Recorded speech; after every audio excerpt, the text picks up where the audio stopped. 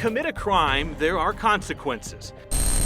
Courtrooms, fines, handcuffs, expectations that if you do the rest of us wrong, you have to pay for it. But here's the thing. The system that's supposed to uphold those expectations and keep the worst of the worst locked up, the ones we've profiled, is falling apart.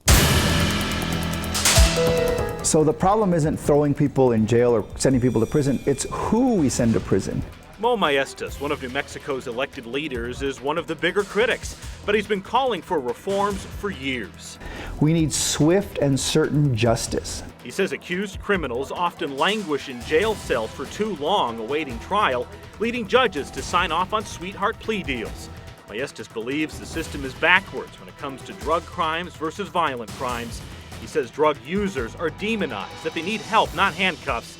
And he says the violent criminals go free. To prosecute violent crimes, it is very labor intensive. You have to build a relationship with the alleged victim, and that's just not being done.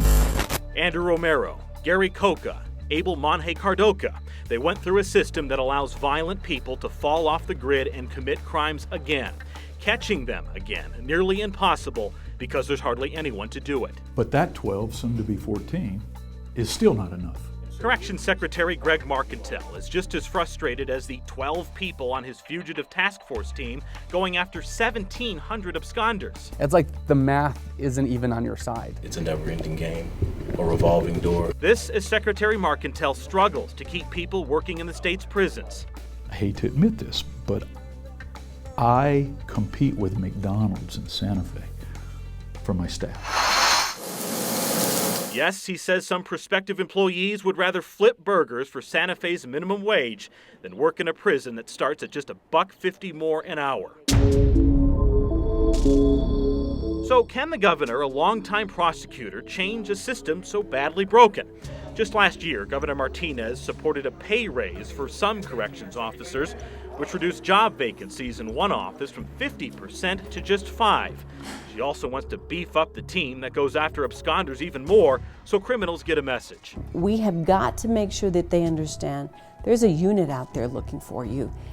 But the problem is when you abscond, there's no consequence to absconding. That's where she says lawmakers have to step in for once to make laws and penalties tougher and support more resources for a corrections system that needs help.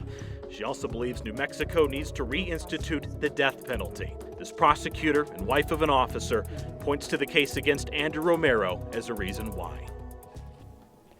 When I see my husband walk out the door, you don't know they're coming back. And I want to know that there will be justice at the end of the day if he doesn't come back because someone killed him. Because the violent people who ruin our communities should expect to go to jail, just as the rest of us expect to be safe. Ryan Luby, KOB, Eyewitness News 4.